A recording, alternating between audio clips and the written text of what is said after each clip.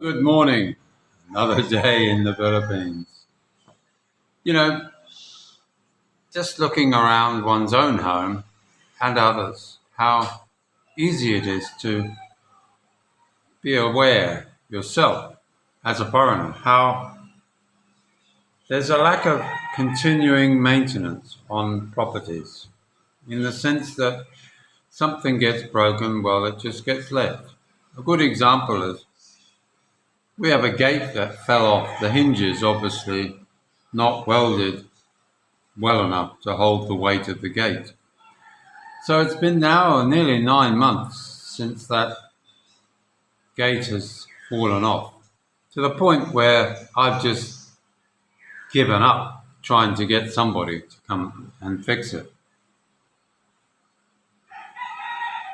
It is very hard to get even an individual to work just for one day, even if you pay them 800, 1,000 for the day. There just doesn't seem to be the will, the bother to come and do little jobs. And we as foreigners are used to, many of us I should say, are used to dabbling in a bit of DIY. And therefore, it's important that while you have so much time on your hands, that you take the time maybe to teach yourself a bit of welding, teach yourself a bit of painting, a bit of putting raw plugs in the wall and ensuring that they stay in because you have the right size screw to stop them from just slipping out again. Point in case, yesterday I discovered that the curtain rail had fallen down in the lounge. It's done that before and it's been replaced and put back in, but it needs a bit more interest shown, I should say, than just putting it back in and hoping it's going to stay this time.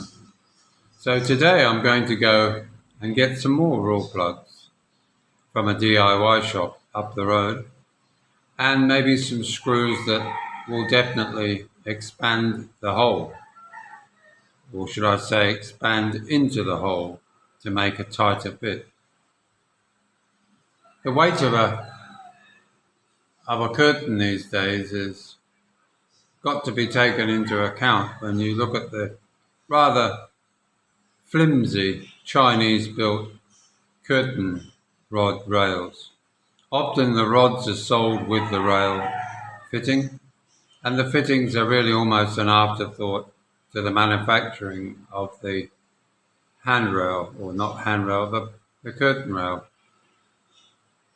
In many cases, it's almost having to look at the possibility of maybe manufacturing your own curtain rod rail brackets, because the brackets that are produced these days are just spot welded and they're very, very thin metal. And they're not really built for a half-inch galvanized pipe, which is a much stronger method of becoming a curtain rail. So I'm going to look at the idea of getting some flat steel, maybe 1 by 1/8 or 3/4 by 1/8, and bending it accordingly and welding with the help of a local guy up the road, maybe in a shop, and making proper curtain rail rod brackets. Not always the easiest thing to get sorted, but maybe this time they will work. I will also go into City Hardware and see if they have any stronger, sort of heavy duty curtain rod rails. Not the rod, but the bracket. It's also important if you can get a packet of them, of replacement stuff. I often buy shower roses in bunches of 3, simply because after a while, maybe 3 to 4 months, they become clogged with the water here in the local water here full of all the different chemicals. So it tends to get the jets clogged, and they're not able to be really cleaned on a regular basis. They're only very minor, a couple of dollars each. So, but it's good to have them in stock, along with additional flexible hoses for things like sinks and toilet pans. You never know quite how long they're going to last, even if they are reinforced with a bit of stainless steel outside, sort of a threading kind of overcoat. But it's all about having spare bits and pieces here in the house, additional faucets or taps that you know that eventually are going to be required.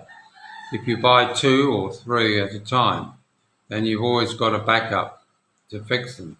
And the thing to remember also is when the number 3 is being used and you still only have 2 left, go out and get the 3rd one so that you've always got a backup. So the other thing, of course, is that many of the homes are just painted with flat white plastic paint. You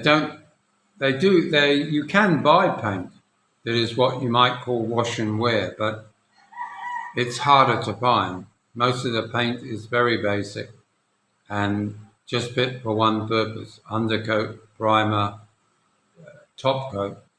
And often people I've seen they'll put a white coat of paint on the wall, and then they'll overcoat it with a sort of a sheen, clear varnish almost over the top as a sealer coat. It does look a bit yucky, but it does stop the grime building up on the wall. It's easier to clean. So it's a case of looking every time you go out somewhere, maybe even make a trip out there and look for some of these things that can help to maintain your property.